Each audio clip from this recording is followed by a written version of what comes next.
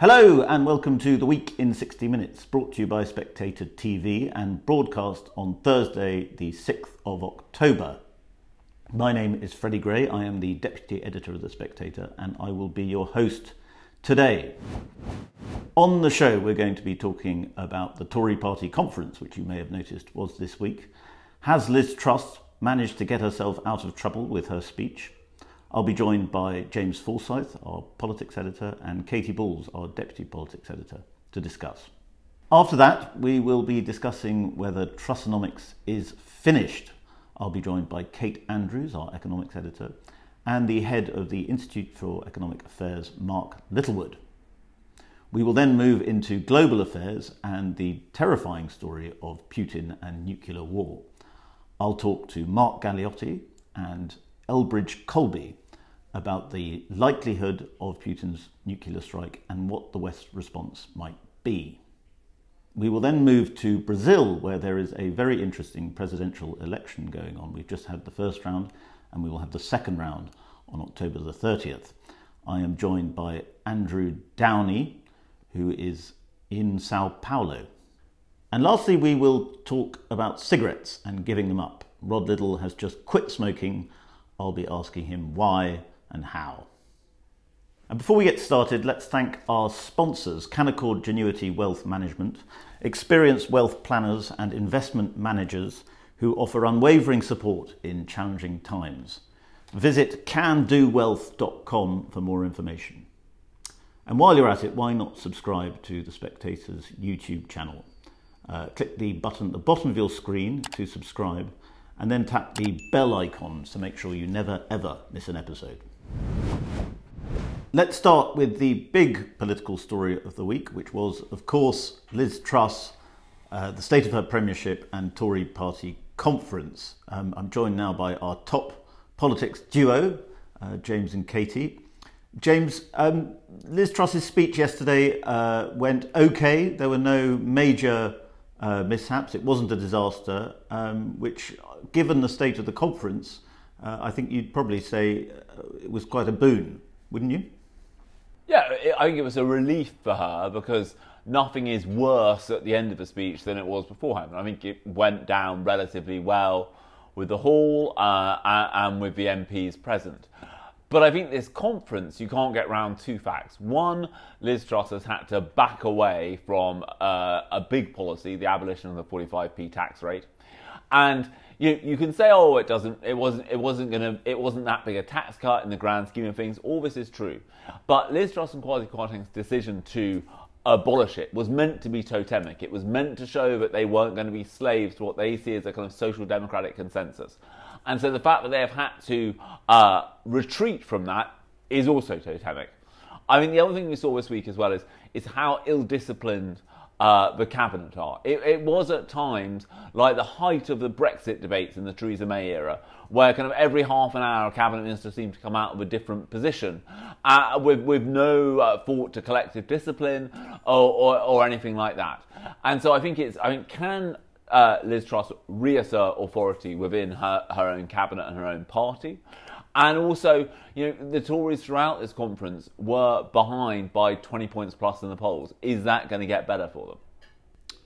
Katy, have you been struck, and with your knowledge of Team Truss, have they been struck by the lack of support they have from even within their own cabinet and certainly the broader party? I think there's definitely a frustration in Downing Street at some of the freelancing by ministers at this conference. So, for example, Penny Mordaunt in an interview saying that she believed that benefits should rise in line with inflation. That is not, that's currently a subject of debate in terms of what the government is going to do on it. All the indications that Liz Truss plans to actually rise in line with wages instead. So I think examples like that have taken some of Liz Truss's team aback, and is just adding to this sense of, what does she need to do now to get grip? And I think probably from last week going into conference, I think there's been a slow dawning realisation of some of the realities of Liz Truss's political situation. Because I think when you're in Downing Street, when Parliament is not sitting, when you're speaking to like-minded people or just to your aides, it can be probably a bit more reassuring than perhaps the reality outside the building. And I think being at party conference, having to do lots of media, meeting with people, meeting with MPs, means that Liz Truss is now much more aware of the problems with some of her strategy. And I think it's also why we did end up seeing that U-turn, because the 45p U-turn, if you were looking for the most graceful way to do that, given lots of people saying this is not going to hold, I think you would have kick-started your conference. So the big sit-down Sunday interview she did with Laura Kuenssberg on the BBC to say, we're doing this and we're ploughing on. Instead, it came late in the evening, once conferences started after that interview, was only when they really changed tack. And I think it does point to the fact that it's taken a while for Downing Street and the Prime Minister to get up to speed with the problems they're facing. James, Liz Truss was in some ways the continuity Johnson candidate. Certainly those closest to Boris Johnson supported her quite strongly from the outset. But in your piece you suggest that even they may be turning. Is that not right? Yeah, I think they are. I mean, for example, it's a small thing in the grand scheme of things, but I think several of Boris Johnson's close allies expressed disappointment to me that there had been no mention, for example, of him in her conference speech, that she hadn't gone out of her way to pay tribute to him. And I think this shows how difficult things are, because they backed Liz Truss because they thought that she, unlike lots of other people running in the leadership, had had no part in his downfall. But now that she is setting out a very distinctive, far more libertarian, small state Toryist view, I think they are turning. Lots of things that he considers to be part of his legacy, she appears to be diluting. And so I think there is a tension there among the Johnsonites. Katy, isn't the bigger, broader problem for the Tories, as a lot of people are already suggesting, and especially if you look at the polls, that they are clapped out, that they've been in power for too long, the party seems to be eating itself alive, and no Prime Minister, and it seems not Liz Truss, is able to bring them together? Yeah, I think that is a large part of the problem. We can sit here and say Liz Truss did X wrong, Y wrong. Clearly, the not so many budget, I think all involved now accept with the gift of hindsight, perhaps listening to some people at the time, that could have been handled much better. But I think also, having spent 4 days in Birmingham, this is a party which, and this is not a unique insight, lots of people have said it to me, as I'm sure they have to James, which is looking pretty ungovernable. You have a situation where there's lots of MPs that can't quite decide what they want the party to be. You had Boris Johnson, who tried to occupy that centre ground with some of these policies, and at the time, lots of MPs were saying this is awful, we're not being conservative enough. You had Rishi Sunak, who was obviously making the pitch for fiscal responsibility, but then you had lots of people saying, well, that's not going to be enough in terms of tax cuts. Then you have Liz Truss, who is moving the party to the right in some of those ways.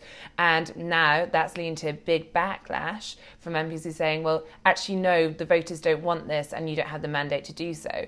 So it's quite hard to work out what exactly would unite the party. I think there was some hope in Liz Truss's team early on that actually just the prospect of a snap election in a year and a half, 2 years' time would be enough to really make MPs work together, vote through things. I think the problem is, partly because of the mishandling in terms of the fiscal event, you now have a situation where the polls are clearly pointing to something which, if repeated, and you can expect, I think, the polls to change to some degree before an election, but if repeated, an election would pretty much mean electoral annihilation for the Tories. And that means it's much harder to convince MPs to say, oh, if you just get more behind the reforms that are currently looking quite unpopular, that's what's going to secure your seat. And it means you're in a situation where there's not really any good options. There's lots of people talking about how long Liz Truss can stay in position. There's not really an easy mechanism to do that. But more importantly, there's not really an easy answer as to what would be better and have the party unite. James, if the problem is much bigger than Truss and it's the party, what is the real issue there? Is it that the ideology of conservatism conservatism isn't an ideology, I suppose, but is it that the party doesn't know what it stands for? Are there too many different factions? Are the tribes too opposed to each other? I think it's two things. One, as you say, Freddie, it's a certain level of ideological confusion. The Tory party isn't quite sure what it believes now. And then I think the second problem is the party is becoming unwhippable because there are so many former ministers now on the backbenches because the Tory party has not only changed leader 4 times in 6 years, it has also changed the cast of characters because there have been these kind of purges every time a new leader has come in, which means that you've got a lot of people who aren't prepared to vote through things that they might not like because they aren't bothered about whether they're going to block their copybook with the whips or not because they're not looking for a promotion. They've had their time in ministerial office, and so they are now much more inclined to simply do what they want to do. And I think this is a big problem. And I think, and because, as Katy said, Liz Truss didn't seek to build a big tent when she put together her government, that problem has become exacerbated. I think ideologically, the Tory party has in some ways become unmoored. It is not quite sure yet at the moment what it stands for, what it wants to stand for in this post-Brexit world. Katy, do you think that Liz Truss has not had a political honeymoon? Quite clearly, she's been thrown in at the very deep end and seems to be struggling to swim. But that she might have a delayed honeymoon after this speech, which does seem to have calmed the waters a little bit. So I think honeymoon is probably the wrong word in the sense, I think she might have a period of, calmer waters than she's had the past, week or so. But yet still, that speech did calm nerves. I spoke to MPs after who said she should be given the time to do this. And I think, interestingly, lots of MPs I've spoken to, some who backed Rishi Sunak, were complaining more about Michael Gove and what is he is up to of all his interventions on the 45p and so forth, as much as people were complaining about Liz Truss. So there's lots of anger, but it's not 100% clear. It's pointed in lots of directions as this big, almost blame game plays out. I think what is tricky for Liz Truss is effectively the Commons returns next week. There's lots of votes. She wants to push through supply-side reform. That means quite tricky votes on things like planning. And is the party currently in a position where MPs are going to get behind her? I think Liz Truss needs something to refocus minds, and I don't know where she can get a political win from, but I think that the fallout from the Not So Many budget, the fact there was infighting at conference, means the speech did probably the most it could do, but I think she needs something else to say, back me, things will calm down. Let's talk briefly about Michael Gove, James. You mentioned him in your piece. I mean, he seems to be a dramatic figure inside the party, no matter who is Prime Minister, and no matter whether he's in or out of favour. Tell me what he's up to. So I think Michael Gove and Liz Truss, there is both personal and political animus between them. If you think back to the beginning of Liz Truss's career, she was a junior minister in Michael Gove's department. They were both reformers. But she feels that he's kind of lost his reforming zeal, but he is part of this kind of social democrat consensus at the moment and has become kind of very nanny statish and very controlling.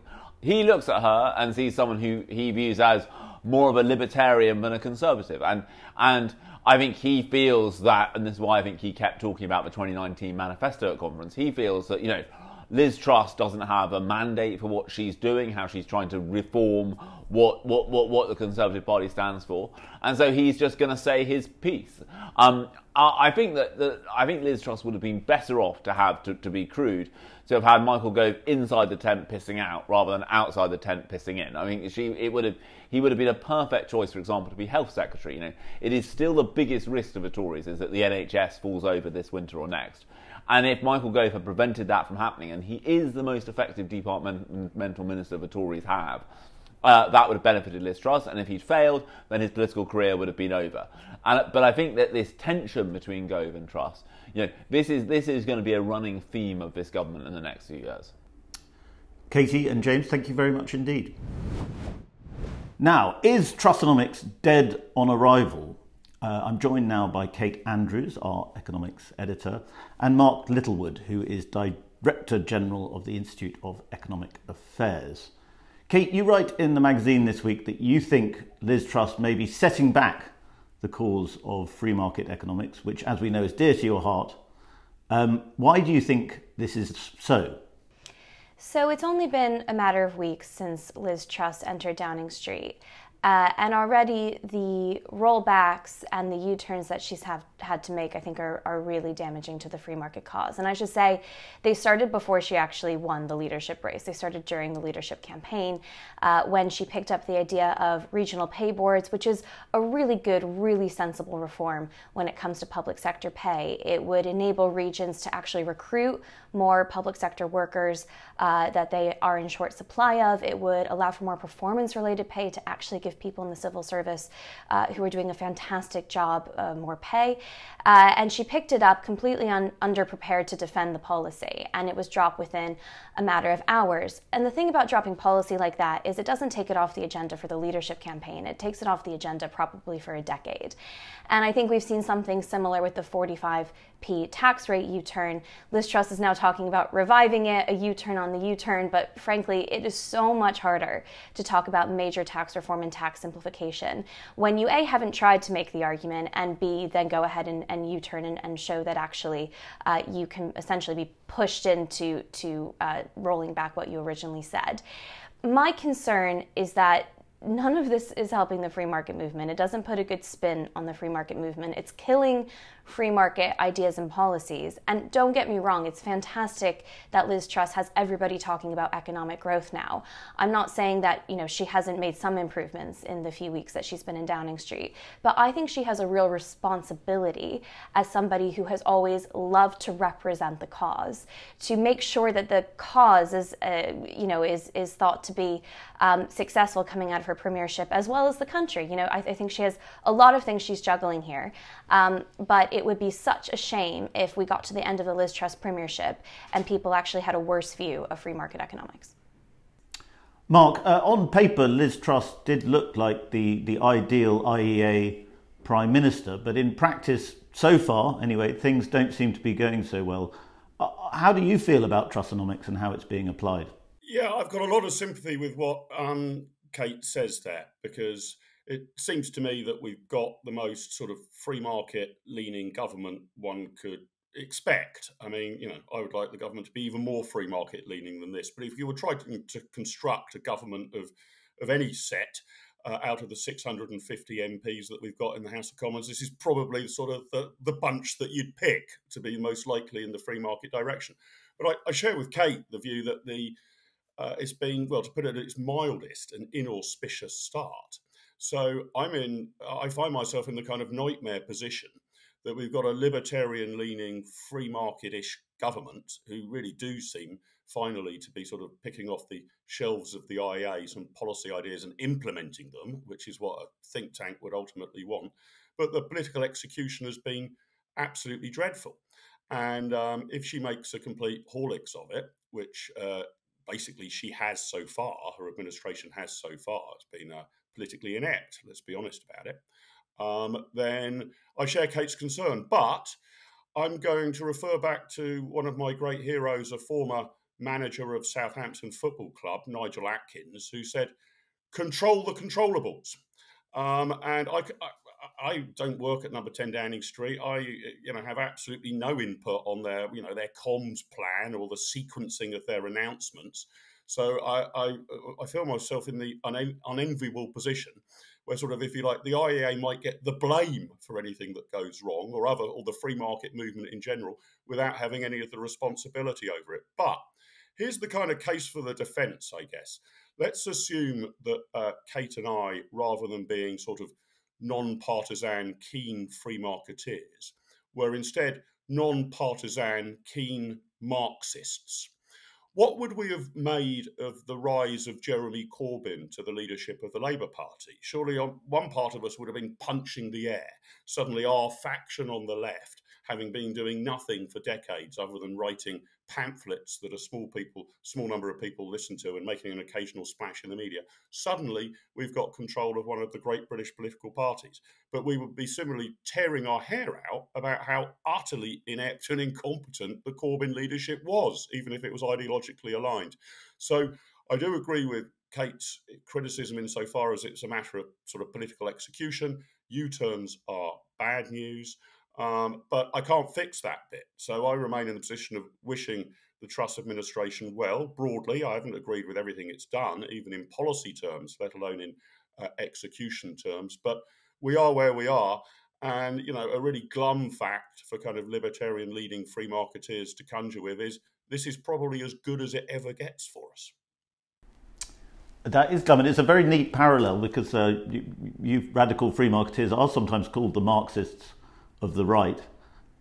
Kate, I do wonder, thinking about the politics, reading your piece, you talk about how there is a need, it's difficult to sell free market classical liberalism. Politically, it's a difficult sell. Do you worry, Mark ended on a glum note there, do you think that perhaps it's just too difficult to implement proper free market economics in today's political world? I don't think it is, because I believe that so many of the free market policies offer the right solutions. And I think that recent history proves that. And I talk about how Margaret Thatcher and Ronald Reagan really got into the details of the public policy that they were trying to promote. They knew it like the back of their hand, and thus they were able to make these convincing arguments. But a lot of it is counterintuitive. The idea that you might lower the tax thresholds and you would get more revenue into Her Majesty's Treasury is a counterintuitive argument. The fact that actually using more of the private sector to provide public services can provide more universal benefit is a counterintuitive argument, and you have to be prepared to make it. I think what's so shocking about the Liz Truss government so far is we know that Liz Truss has been in and out of the think tanks over the years, actually penning public policy under her own name. One can't say that she isn't familiar with the arguments, but it was so shocking to me during the leadership election to see her just abandon, I think, half of the argument, which is, low tax, great, growth, great, but you also have to get the size of the state under control. That suggested to me not an inability to make the argument, but an unwillingness to, that she knew it wasn't going to be politically popular, or maybe, as I say in the piece, she had amnesia and it just fled from her mind during the COVID years that you actually need to balance the budget. But I've been really horrified to see so much applause around what was essentially a heavy spending, big state mini budget.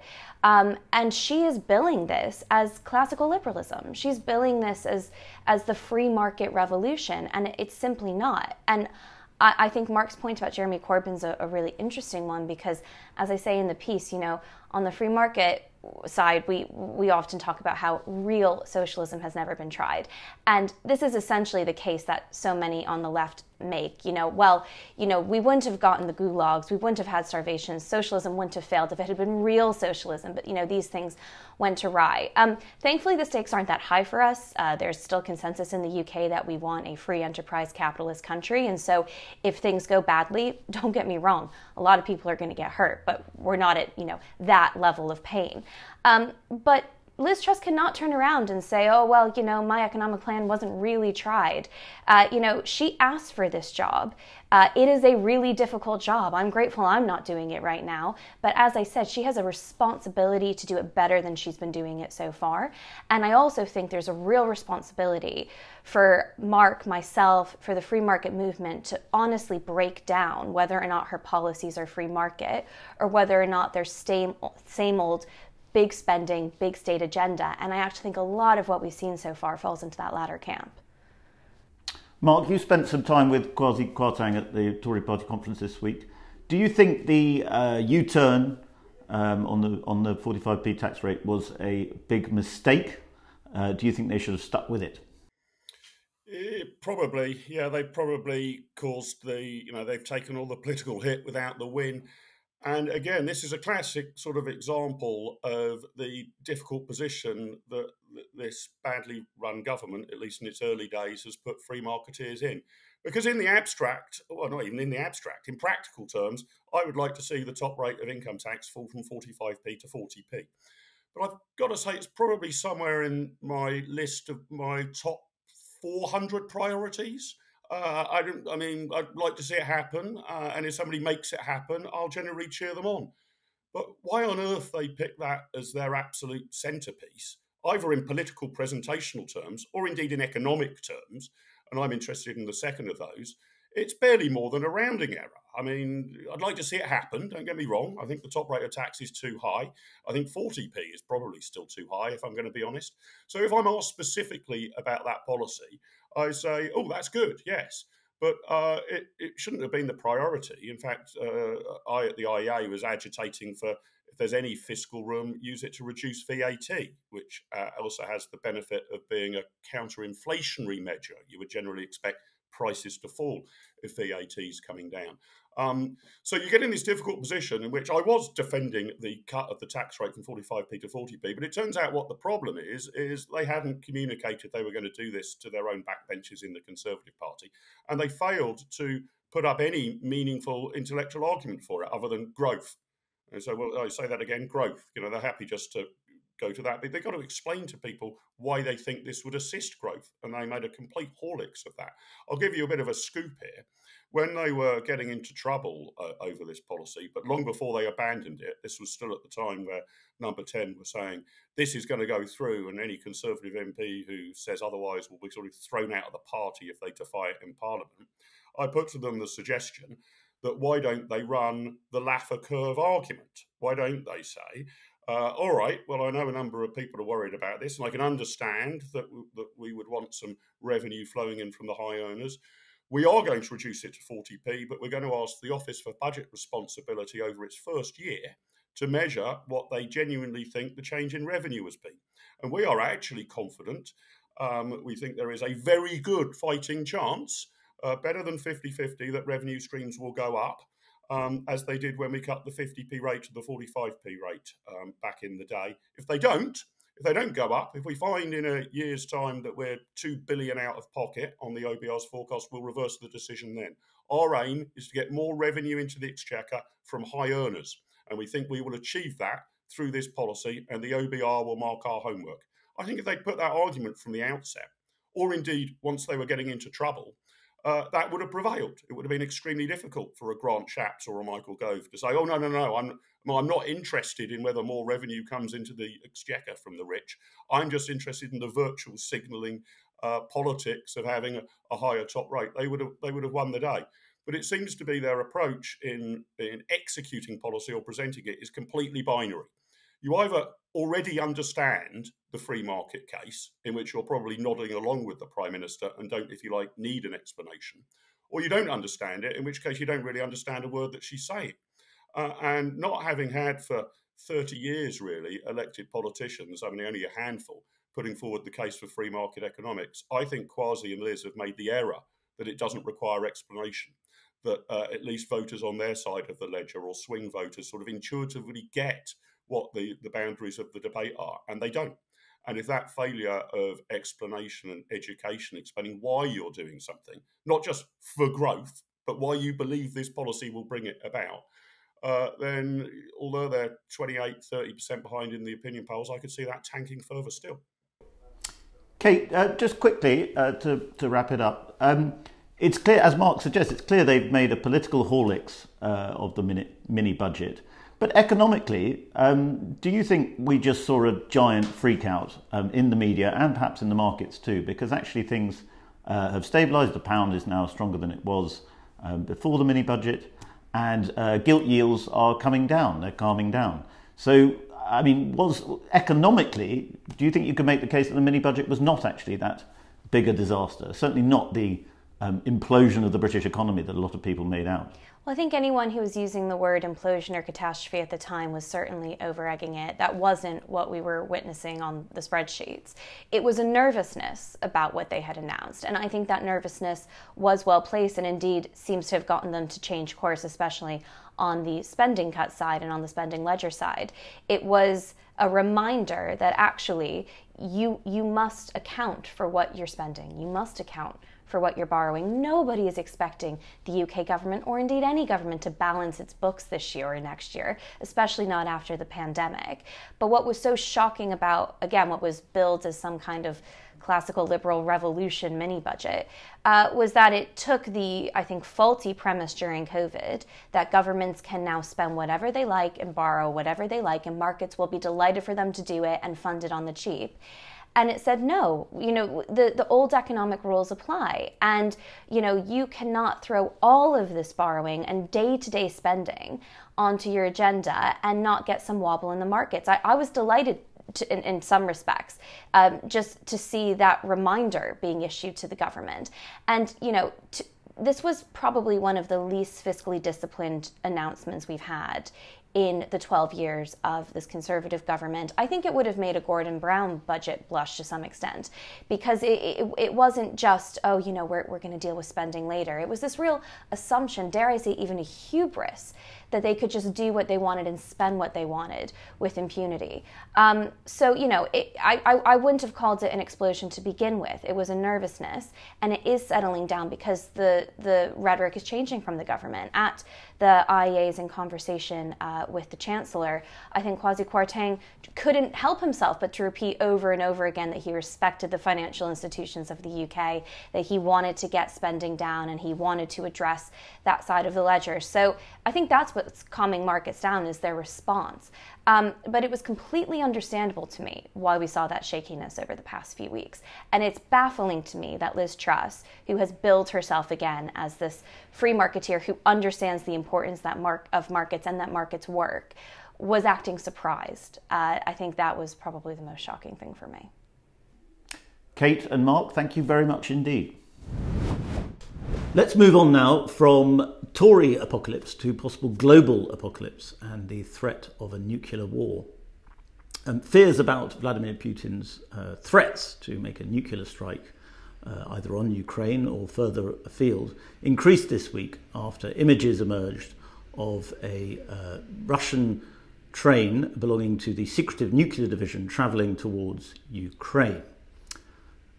I'm joined now by Mark Galeotti, who is a political scientist and a frequent contributor to The Spectator, and Elbridge Colby, who is a former official in the US Defense Department. Mark, I'll start with you. In your piece this week, you talk about how the West might respond to a nuclear threat.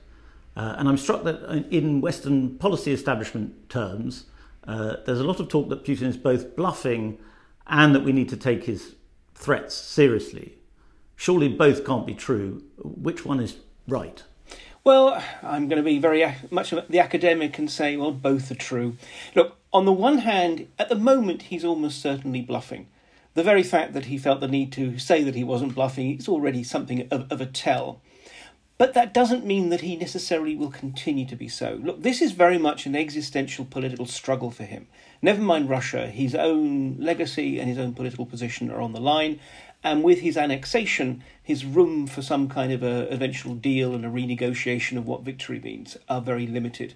So I think the big concern is that at the moment he's bluffing, but there may well come a point when he feels that he's faced with a choice between escalation and capitulation, and that he has no option but to escalate. So that's that. And the other issue is, look, by preparing now, then we bring about a certain degree of deterrence by denial. We actually make it less likely that he thinks that shaking his nuclear weapon at us is likely to get some kind of political payoff. So I think this is more about being concerned, because after all, we should never ignore nuclear threats from a nuclear power. Elbridge, there's been a lot of discussion this week about whether an eye for an eye approach, if Putin does indeed launch a nuclear strike, is appropriate.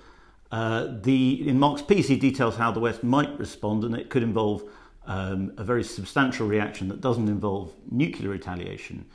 Do you think a nuclear strike still has to be kept on the table, as it were?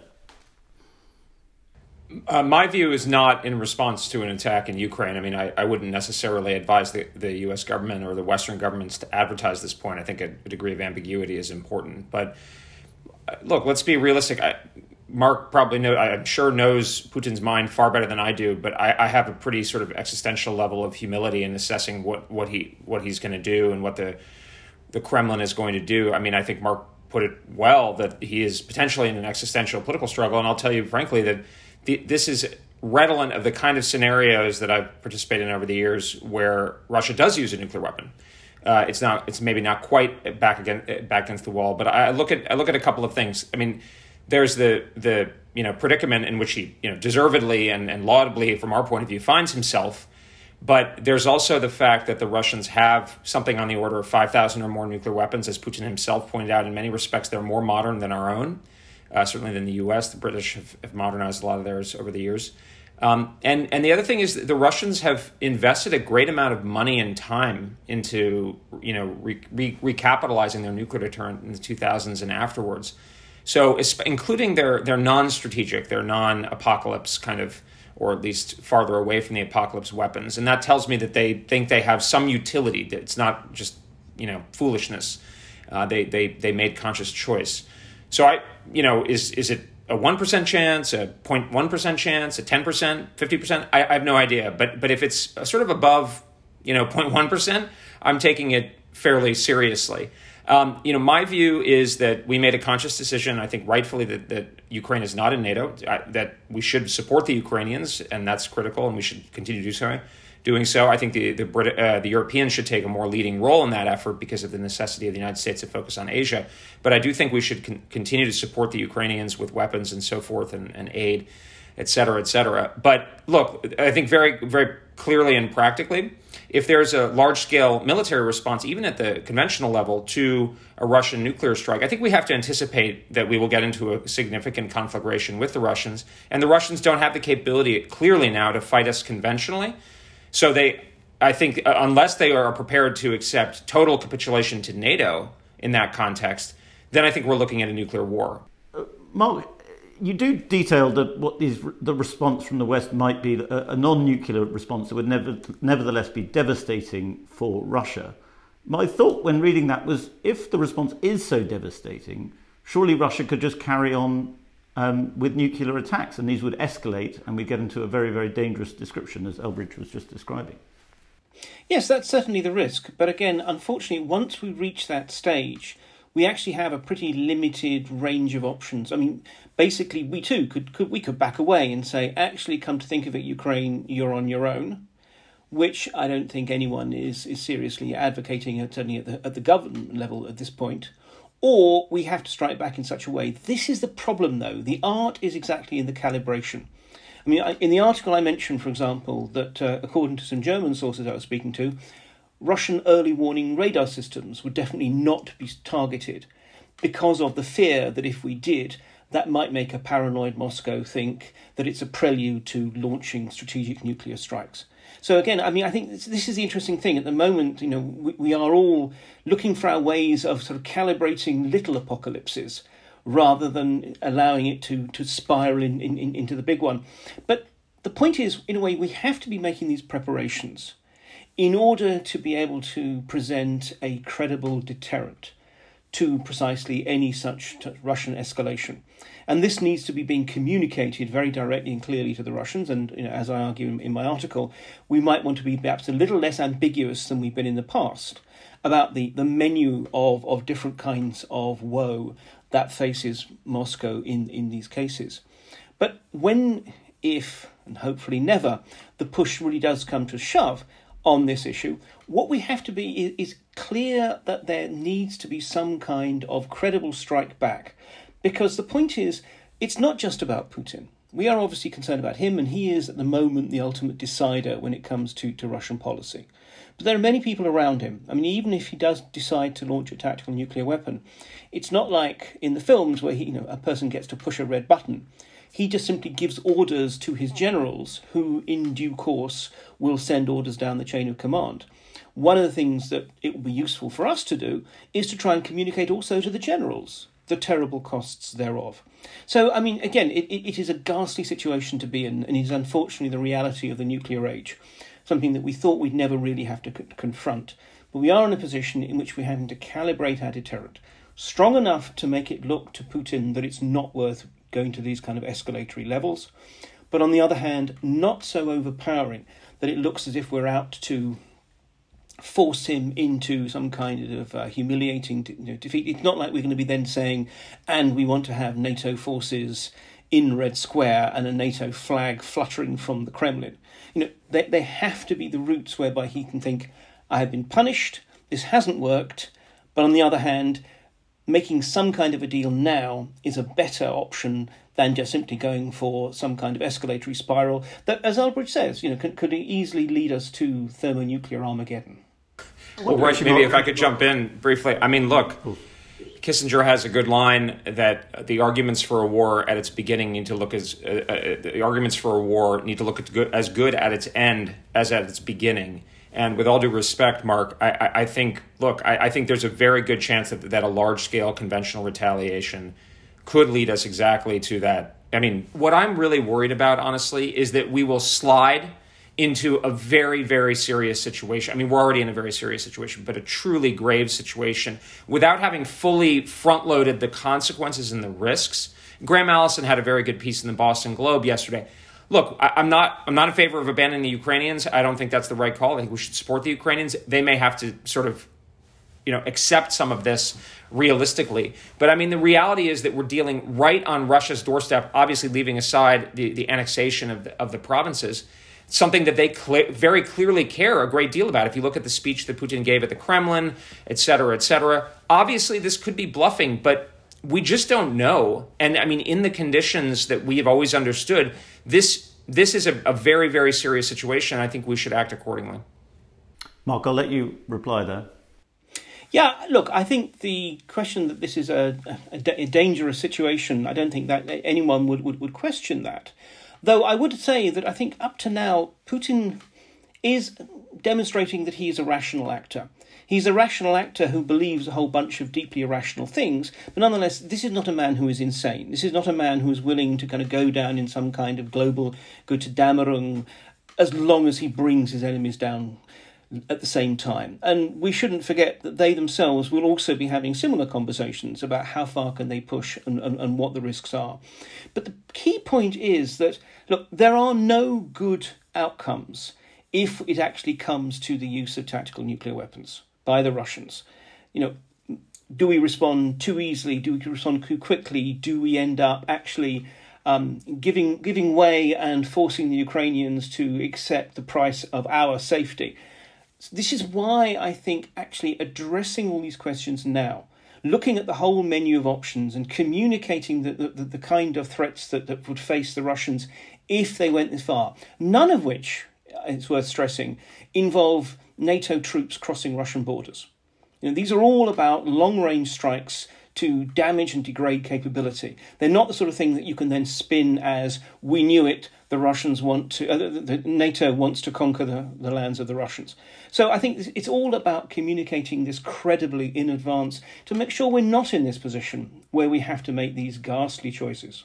Can I just, the problem, Mark, is that the American way of war, which is, of course, NATO is sort of, from the Russian point of view, is a cadet to the Americans, is exactly to take down the Russian sort of aerospace and sort of C4ISR, basically the brain network of the Russian military. So long-range strikes are exactly the precursor to what they fear, whether they actually believe we will or not.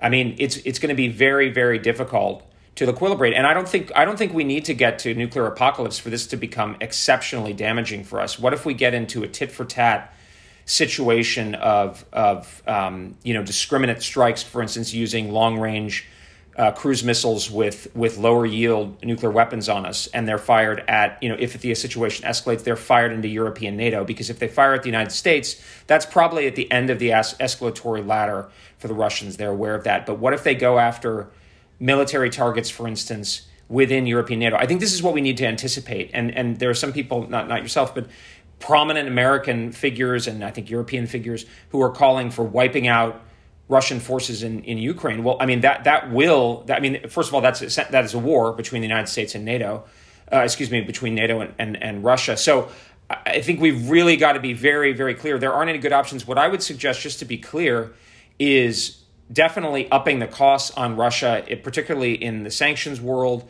politically, in terms of actually increasing support to the Ukrainians, again, with the Europeans in the lead. It really needs to happen. But I think we've got to be very clear. What I fear is an analogy of the Korea 1950 situation, where the UN forces, under MacArthur, went to the Yalu and dismissed Chinese warnings. I could be wrong. I could certainly be wrong. They may decide to eat it. But the thing is, we won't know. And people are looking for these indicators of Russian nuclear employment. And I think we'll be pretty lucky if we see it at any given time. I think they've integrated, they have nuclear forces are something they've exercised and sustained. They know we're watching. So they may want us to see that. They may not, though. It may be a relatively short amount of time. But I mean, Elbridge, you say you still want to carry on supporting the Ukrainians. If we're in a position, and it seems to be that we increasingly are, where Russia considers that it is already at war with NATO and not just Ukraine, How does the West possibly get itself out of this situation without increasingly dramatic actions and possibly nuclear actions by Russia? Well, I mean, the Russians don't actually think they're at war with NATO. I mean, the people who are talking about World War III and stuff, I think that's deeply irresponsible. That's obviously Russian propaganda. If they were at war with with NATO, we would be seeing it. I mean, there are submarines operating in the Atlantic and so forth, I'm sure, at any given time.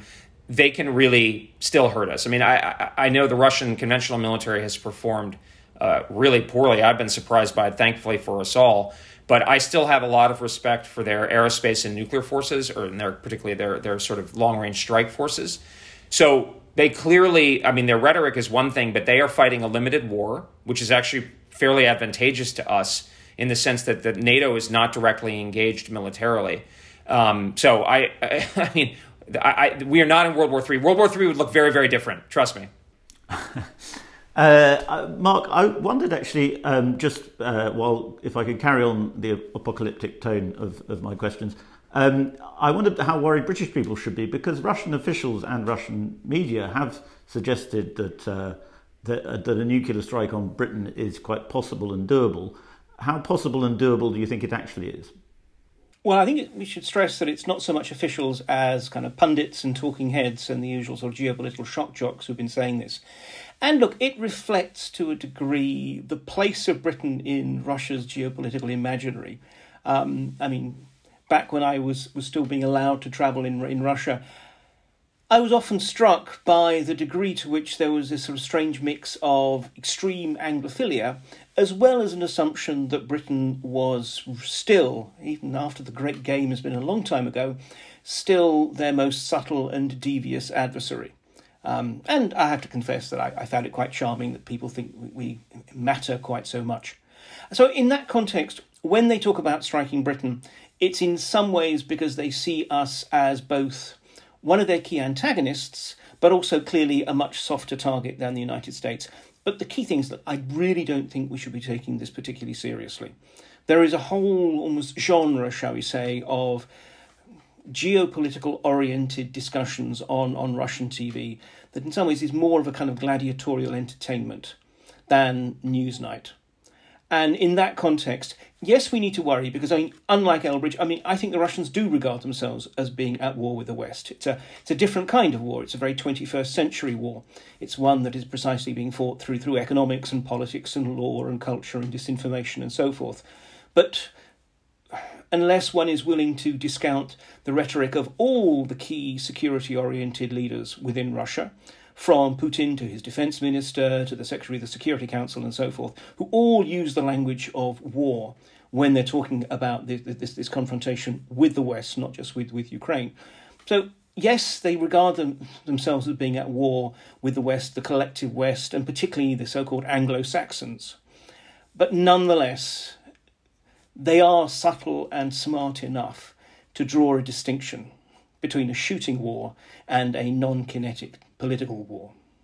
Well, as long as they stay in the vein of hybrid war and all that, they can call it whatever they want. When they start launching, attacks on us, particularly nuclear attacks, then that's new World War III to me. Mark, Elbridge, I think we'll end it there. Let's hope that we don't have to have a more urgent version of this conversation in the near future. Indeed.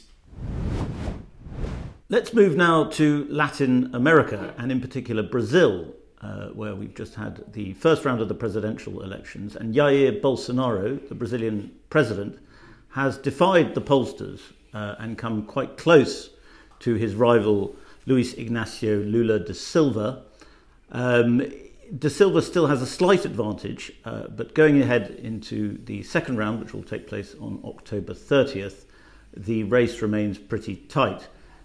I'm joined now by Andrew Downie, who is a long-time Latin America correspondent.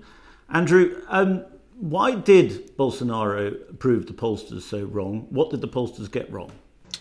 The pollsters actually got Lula's support more or less correct, within the margin of error. The big difference or the big surprise was that the polls suggested that Lula might win in the first round. As you know, Brazil's election is you need a majority in the first round. If there's no majority, you go to a runoff. So there was a lot of hope in the Lula camp that he might squeeze past the 50% mark in the first round, and that was really proven to be a fallacy. The difference between the two candidates was only 4%, which is, next to nothing. Lula had 48.2%, Bolsonaro had 44.3%, 43.4%, I think. But the difference was quite small and was a lot less than what the polls had suggested. And looking ahead to the second round on October the 30th, Lula remains the favourite. And in fact, given that the parties that came third and fourth have thrown in their support for Lula, it seems quite likely that he'll win. Is that not right? Yeah, Lula is definitely the favourite. In Brazilian history, no candidate who's won in the first round has gone on to lose in the second round. No candidate who won in the first round has got less votes than they did, has got less votes in the second round. So Lula only needs a couple of percent to get above that 50% threshold. As you said, Simon Tebet, who was in third place with 5%, and Ciro Gomes, who's in 4%, and Ciro Gomes, who was in fourth with 3%, they've both given their support to Lula. So everything suggests that he should just get those few votes that he needs to get over the line. The only thing is that the momentum is now with Bolsonaro, and he, of course, is the president. He has, discretionary spending. He's going to throw everything at the election that he can in the next 4 weeks to try and turn things around. And it's not beyond the realms of possibility that he will do that. But Lula is definitely the favourite at this point. There are quite a few parallels have been made between Donald Trump and Bolsonaro, and certainly their movements seem to speak to each other. The Trump team and Bolsonaro's team had connections, and certainly the language around this election has been quite similar to what we saw in the American presidential election of 2020, where both sides are firing allegations of fraud and rigging at each other. How nasty has it got, and how much nastier could it get after October 30th? Well, I think the best way to illustrate this is with this 2 days after the election, and the main story was about Masonry, believe it or not, Freemasonry. It was this crazy video that resurfaced of Bolsonaro meeting with Masons several years ago before he was president, and how this all of a sudden morphed into he's the devil, Masons are the devil, there's a goat in the picture, what does all this mean? Lula was forced to come out with an Instagram post and say, I am a Christian, I believe in God. And the fact that this has been the main point of discussion at the start of the second round just goes to show us, how crazy this is. We're not discussing issues. We're not discussing policy. We're discussing these crazy fake news, all of this information that's coming out with both sides really trying to hurt each other and to make each other, look bad. It's not who has the best policies and who looks good. It's who looks the worst and who really is going to make Brazil suffer. And Bolsonaro has suggested that he will not concede the election if indeed he does lose the second round. Do you anticipate that he will try and hold on to power? Well, everything suggests that he will challenge the results if he loses. He has said that he only has 3 options, which is be killed, be jailed, or victory. So that's a bit of a worrying statement by any manner of means. So the big problem will be for Lula is that if he does win and Bolsonaro does contest the election, then Bolsonaro has a fairly rabid following. And it's very possible that he can put people out on the streets, he can block highways, he can cause all sorts of trouble. And that would force Lula into all sorts of negotiations. He would have to spend a lot of his political capital in order just to ensure that he will take power on January the 1st. And that would be a major setback for him before he's even started. Do you think we're looking then at a possible civil war in Brazil? I know that's been predicted before and hasn't come true, but do you think that that's how dangerous the situation is? Well, a civil war is a major event. I mean, I don't hear people talking about a civil war. I mean, I do hear people talking about, unrest and increasing polarization. The polarization over the last 4 years here has been as bad as anything we've seen in the US or the UK or anywhere else. A civil war would be a real step a lot further, and I don't think people are talking about that just yet.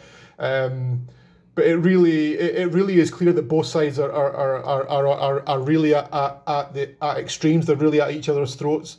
So we'll see what happens over the next 4 weeks and the next couple of months, and then of course the next 4 years.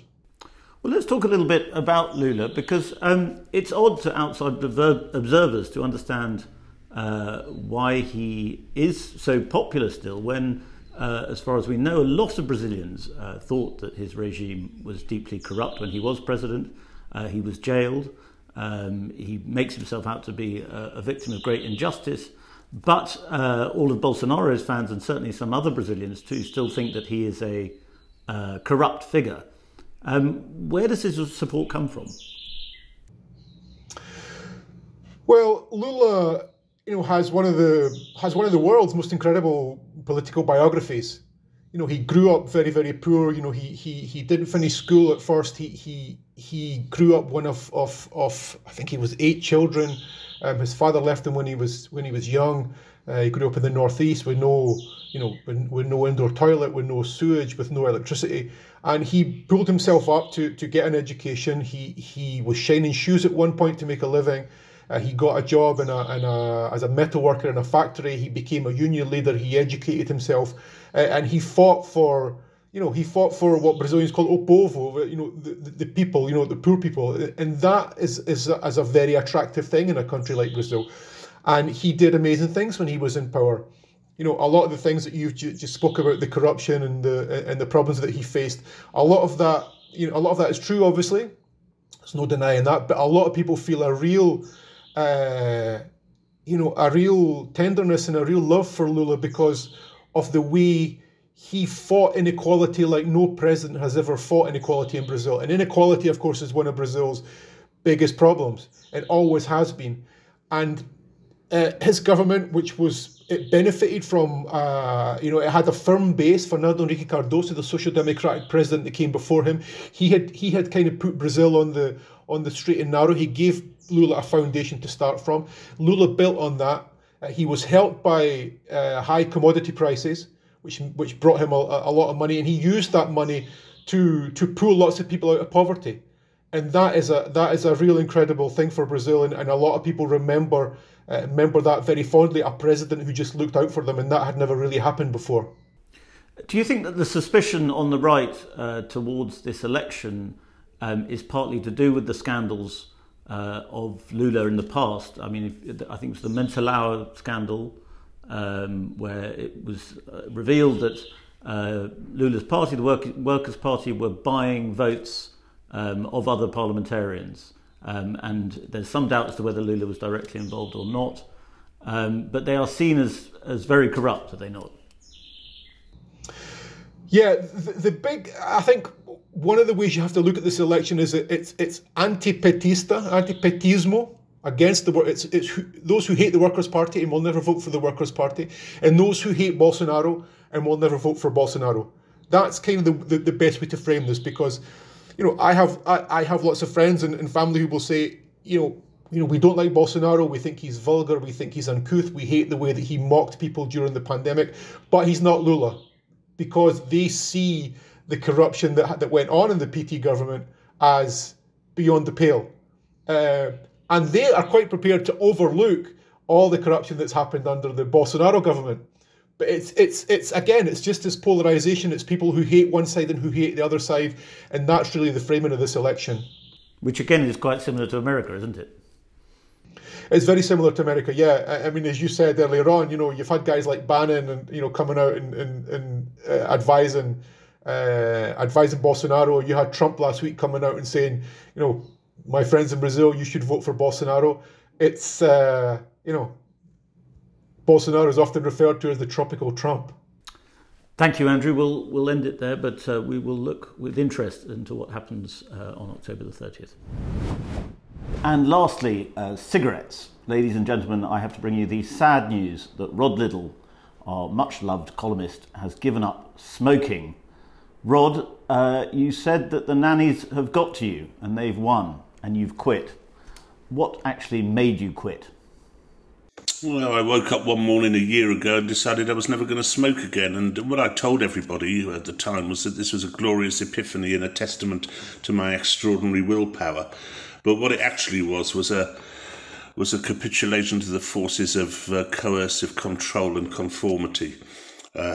Because, I mean, it was lots of things, wasn't it? I mean, not least the fact that I was spending 800 quid a month on cigarettes, around about 60 a day. 13 odd quid per packet. You can probably even Kate can do the maths on that, I would have thought, which is an unconscionable amount of money. And of course, most of that isn't on the cigarettes. Most of that is on this sanctimonious and hypocritical tax which the government levies from us. But anyway, it annoyed me. Similarly, I was annoyed at having to go on long journeys without a cigarette and then being sort of harassed when I got off a train to go outside the station precinct and even further and further away from a station whenever I wanted to have a cigarette, to leave a pub in the middle of winter with the North Sea wind buffeting my head while I go out for a cigarette, or to leave a restaurant in the middle of the meal. And what I mean, I suppose, is that all these scumbags who introduced these policies, who demanded these policies, whether it be the GMC or Ash, or indeed people like Matt Hancock, all of them, they won. They won, and so I no longer smoke. Well, I'm sad. I don't know if have you ever read Garson Keillor's story, The Last Smoker on Earth? No, I haven't. No. It's about the last smoker on Earth being surrounded by the police. I thought, in my mind's eye, that was often you. Yeah.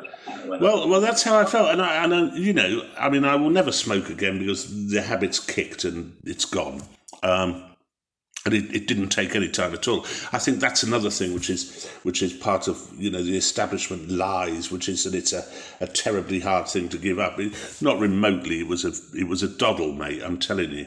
I had slight cravings for 2 days, and then they went. And that was it. You didn't mention it in the piece, but I think you should have mentioned it, actually, that smoking once saved your life in New Hampshire. It did, yes. Take us through that story, please. I was in New Hampshire, which, contrary to its state motto, which is live free or die, or whatever it is one of the least free states in the USA. And we were staying in the countryside in a rather agreeable one of those white clapboard places near a forest. And because you couldn't smoke, of course, anywhere near the house, I went for a walk first thing in the morning for my early morning cigarette into the woods in my black trench coat. And only later did I find out that there I was, sort of slightly hunched as ever, with my cigarette. It was only when I took my cigarette out and lit it that the hunters decided I wasn't a black bear, and therefore shouldn't actually be shot through the head on what was the first day of the bear hunting season. And it was very, very close indeed. It was only when they thought, hey, that's a bear. Hey, why is it smoking? That I actually... So, yeah, cigarettes saved my life on that occasion. They've saved my life on many occasions. You know, they've given me great succour and joy and pleasure. You said you liked the cough in the morning. You found pleasure in it. Well, you see, I occasionally have a cough in the morning these days, but it's just a kind of clear your throat, anemic little cough. There's no viscous liquid to it, which is, you know, I found that there was something rather rakish and louche about that expectorant of mine, and I slightly miss it. And you're drinking less too. At the same time, you've reduced drinking. People say you should only give up one thing at a time. It wasn't quite the same time. About halfway, about in April this year, I decided that because I was able to cut out smoking completely, I would reduce drinking by about 90%. simply because I could do it, and also because it would annoy my wife, Alicia, who was approving of the fact I'd given up smoking, but a bit arsey about it, given that she still does smoke. So I just thought, yeah, and that wasn't a problem either. Unfortunately, I've put on a bit of weight because instead of drinking a nice gin and tonic and lots of wine, I've been drinking Snapple and cups of tea. So I will die of obesity. The first 4 weeks after giving up smoking, I thought, I'm never going to die because I've given up smoking. That is how deep the propaganda went. I was soon disabused of that notion by catching COVID almost immediately. You do believe the theory? I think there's some data to back it up that smokers do not suffer as badly from COVID. I don't. No, I know it's not quite that. I think smokers do suffer as badly from COVID, but I think it's the case, and it's beyond contention, that if you smoke, you are far, far, far less likely to get it, and that's been borne out in loads of studies. USA, China, France. They actually started giving nicotine tabs to people. So there's no, it's the things they won't tell you because the overriding message is that you've got to give up. Smoking also helps if you have Parkinson's, for example. There are a number of illnesses where smoking is beneficial. But it's not something you're told anymore because of the weight of this kind of elephantine propaganda we get given, which just obliterates everything else. Well, Rod, smoking or not, I hope you live forever so that you can write many, many more Spectator columns. Thank you, Freddie. I shall do my best. That is it for this week. I would like to thank once again our great sponsors, Canaccord Genuity Wealth Management. They will provide you with the expertise you need to build your wealth with confidence. Visit candowealth.com for more information. Also, you should, if you do not already, subscribe to our YouTube channel, Spectator TV. You can do that by hitting the button at the bottom of your screen, and then after that, clicking the bell at the top of your screen. That will give you a reminder so that you never, ever miss an episode. That's it for this week. Thank you very much indeed.